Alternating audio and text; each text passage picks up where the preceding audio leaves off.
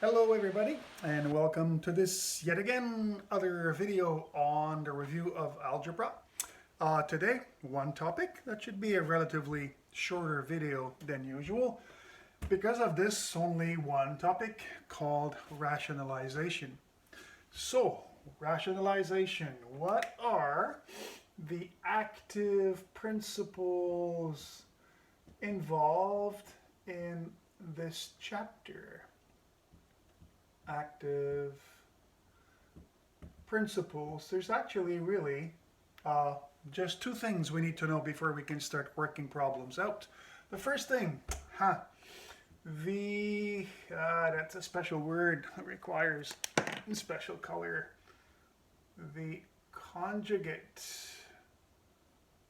The conjugate of something like a plus the root of b. So usually when we deal with the conjugate, we deal with square roots. So the conjugate of a plus root b is a minus root b. We change the sign of the term that is in the middle. And if this were a minus, then this would simply be a plus. That's what we called the conjugate. And to rationalize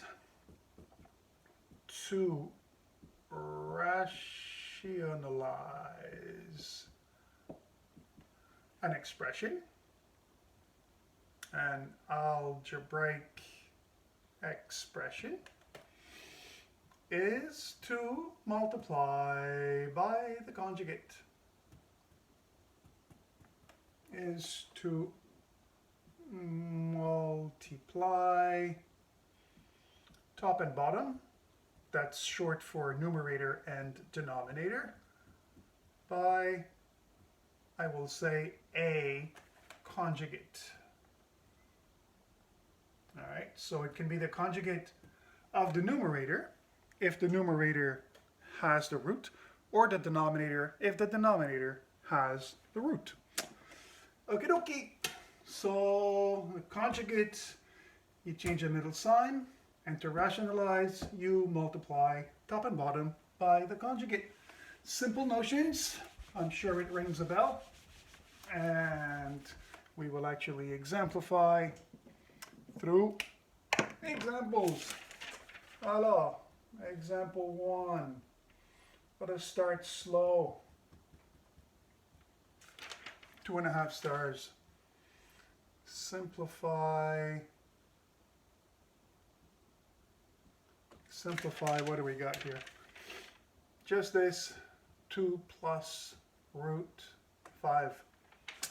So I can simplify this really by putting that into the calculator, and I'm going to get a decimal, but that's not what I want to do. I want an answer that is not going to have a decimal. Like, of course, if I threw that number into the calculator, I would get something like about 4.23 or something, but that's not what we want, right? What we want is an expression equivalent to this without decimals. So what we're going to say is pretty simply 2 plus root 5 is equal to, well, itself times 1. Nobody would actually argue against that, right? If you multiply any entity by 1, you're going to get back to the original thing. Now, of course, the one I want to choose is going to be not 1 per se, but the conjugate of 2 plus root 5, which is 2 minus root 5. So this is 1 because I can cancel 2 minus root 5 up and down. And it will give me, if I FOIL the top, 2 times 2. 2 times minus root 5, so minus 2 root 5. Root 5 times 2, so plus 2 root 5. And finally, root 5 is root 25 with a minus, so minus the root of 25, which is minus 5. Right? And a little remark here that many of you have noticed already. When you do this conjugate thingy, what you always get is a cancellation of the middle terms. If you do it right, the two middle terms will always cancel out. One will be a positive, the other one will be a negative, so they always go. So here we are, pretty close to the final answer. Gone, so I'm left with 4 minus 5, and that's minus 1 over 2 minus root 5. Yeah, that is a completely and perfectly legit answer. We could also write this. How? There's another way of writing this, and that would be minus 1 over 2 minus root 5. I can multiply top and bottom by minus 1. The purpose being, let's see if we can get rid of some of the negative signs. Do I have to do that? No.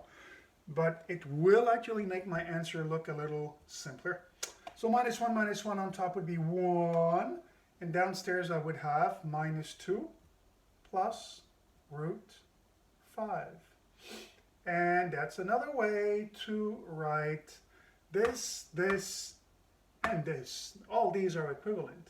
So remember, if we had put this in the calculator at the beginning, we would have gotten something like the vicinity of 4.23. Well, you can try to put that into the calculator, and you will also get exactly the same answer, 4.23. This is just another way to write the same thing.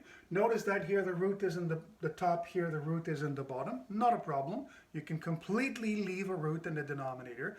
Very often in calculus, it is desired to have the root in the bottom rather than in the numerator. So, enough on this. 2.5 star example is not going to challenge us very, very much. So perhaps we try something a little more interesting. Let's hike this up to 3 stars. Exemple 2. So let's get a little closer to something that we are going to meet in calculus. So simplify the root of x plus 3 minus 2 over 1 minus x. Once again, the root is in the numerator, right? So to simplify an expression with a root like this, so a root plus or minus a number, the conjugate is going to be needed. So the process is called rationalizing. The object we use to do that is to multiply top and bottom by the conjugate. So I'm going to rewrite my problem, and I'm going to multiply by 1. But of course, I'm not going to write 1. I'm going to write the conjugate of the numerator, which is the root of x plus 3 plus 2 over the root of x plus 3 plus 2. Yep, comme ça, c'est bon. So I'm going to get a larger fraction. I am not going to expand the bottom. I will expand on this in a moment. I will not expand the bottom because these two terms, 1 minus x and this guy, are not conjugates of one another. But the two top guys, I'm not going to rewrite them. I'm going to FOIL them. These are the conjugates of each other. These are the ones that need to be FOILed out. So root of x plus 3 times the root of x plus 3 is x plus 3.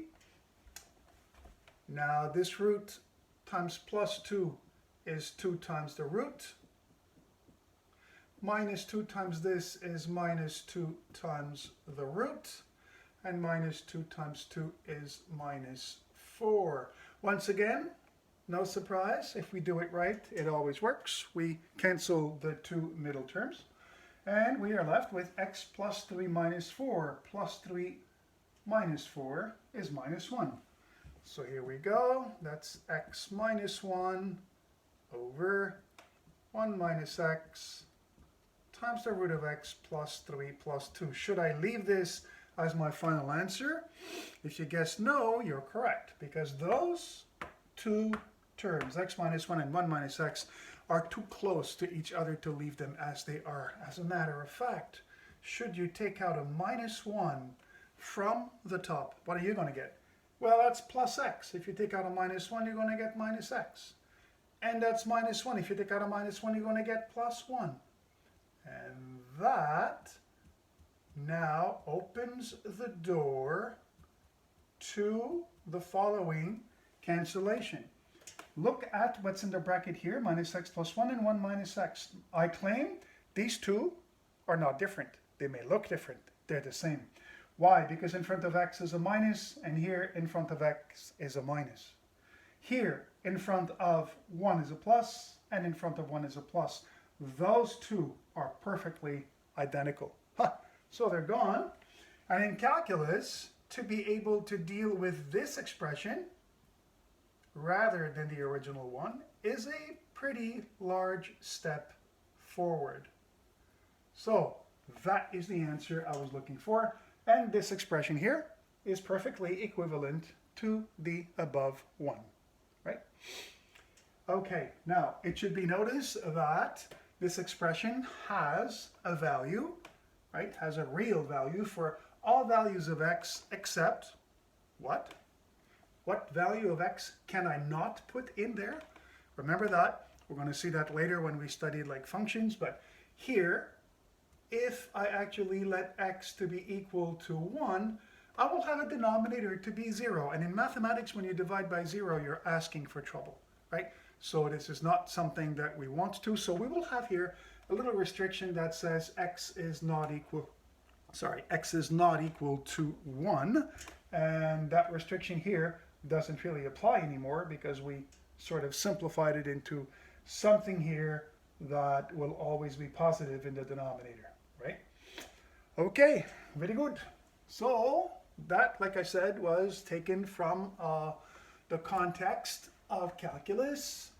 And my next example is even closer than that because it actually comes from an old final exam in calculus. So example 3 will still keep the 3 stars. And we will want this time to simplify the root of x plus 1 minus the root of a plus 1 over x minus a. Okay, this is a bit of a different expression from before because it has 2 roots. It has them in the numerator like the one before, like example 2. But it has 2 roots, so it actually sends the double message that we need to use the conjugate. Also notice that we will actually stay away from x equals to a because it would make us divide by 0, right? Actually, if x is equal to a, not only the bottom is 0, but also the top is 0, which is one situation we will study more in depth when we deal with Cal 1 next semester. So I need to simplify this expression. Let me rewrite it. And let us actually multiply by the conjugate and say that the original expression is equal to the following new one. So I'm multiplying by 1, but my 1 will be expressed as the conjugate of the numerator. So root of x plus 1 plus the root of a plus 1. And the same thing in the denominator. All right. I could use brackets here, but it's pretty clear what the meaning of all this is. So without being too formal at this point, we will actually rewrite this as, once again, I am not foiling out the denominator. Once again, why? Because those two expressions are not conjugates of each other. But in the numerator, it's another story. Plus the root of a minus 1. That's a minus here. All right, let's do our thing. Root of x plus 1 times root of x plus 1. Root of x plus 1 times the root of x plus a. See, after a while, I'm going to stop writing the middle terms because they always cancel out. This times this is minus the root of a plus 1, root of x plus 1. And finally, that's a plus 1 with a minus in front, so that's going to require a bracket for sure. Notice that, once again, these are gone. So what I have is x plus 1 minus a minus 1 all over x minus a times the second bracket. I do believe I made a little mistake here. That's not a minus, that is a plus. It's a recopying mistake, so please make sure that if you're taking notes, you change that as well. That is a plus, not a minus. All those recopying mistakes. Good. So what do I have here? A little cancellation in the top, plus 1 and minus 1. So what I have here is what? X minus a on top. Oh, look at that. I have an x minus a downstairs begging for a simplification, which is about to happen. And what I get now is this, gone and gone. Final answer, 1 over the root of x plus 1 plus the root of x, no, sorry, a plus 1. Now, believe it or not, but in Calculus 1, an expression like this is problematic. An expression like that is actually not only not problematic, it is a solution to the question of simplifying this. Having this is much easier to handle than having that. So we will need to be able to perform this type of operation in Cal 1. Now let's do one last on this. It becomes slightly redundant after a while, as you can see, pretty much always the same technique. So example for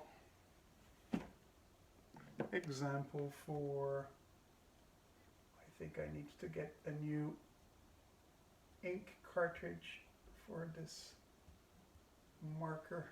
Example 4, let's bring this up to 3.5. So simplify this time. One last, 1 minus 1 over root x divided by x minus 1. Notice the root, it's in a denominator, and it is subtracted from 1. So there's two approaches here. The first one would be multiply top and bottom directly by the conjugate of that.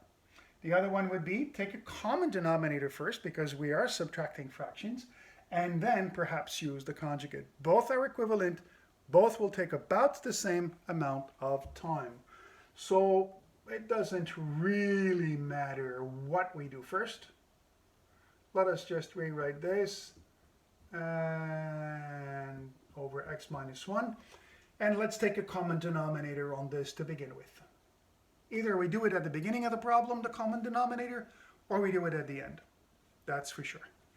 Alors, what's a common denominator here? You remember the common denominator, this guy is over 1, so we multiply 1 times root x, and then we crisscross 1 times root x, 1 times 1, and we put a sign here. Agreed? Now, I'm going to write this root x minus 1 over root x. I'm going to call this guy, this division bar, I'm going to call this division this way. So this is divided by x minus 1. Those two expressions are the same. All I did is change this notation, division, to this notation, division. The purpose being simply that I would like to write this as the root of x minus 1 over root x times, remember when we divide by x minus 1, we multiply by the reciprocal. Okay, so that's the new expression equivalent to this. Let's pick it up from here. So root x minus 1 over root x multiplying x minus 1, what is that equal to? Well, I can simplify this certainly furthermore. Should I multiply top and bottom by the conjugate? Yes. We shall rationalize one last time. So multiply by root x plus 1, root x plus 1. All right, FOIL the top. X, that's plus root x, minus root x, minus 1 over all this. So root x times x minus 1 times the root of x plus 1. Good. We're almost done. Again, as usual, the middle terms are gone. What am I left in the numerator? Just x minus 1. So x minus 1 over root x, x minus 1, root x plus 1, bang, bang. These are gone. And we are left with the final answer, 1 over root x times root x plus 1. Excellent. One last remark before we conclude on this. It is assumed here that x should not be 0. Right? This has to be a restriction because 1 over 0 would not exist. It would also make the following assumption that x is not 1, because then this entire fraction would be divisible by 0, which cannot happen in mathematics. So we shall box this as our final answer. Still a restriction applies on here. X cannot be 0, right? So x cannot be 0. We'll talk about this a little later on in this course and extensively in Cal 1. And yeah, so hopefully these examples give you an idea of the power that the conjugate can actually have to simplify algebraic expressions. And I told you that was going to be a short video. That's all I have for you today. I wish you well, and I will see you next chapter. We're going to be solving some baby equations. All right, see you soon. Take care. Ciao.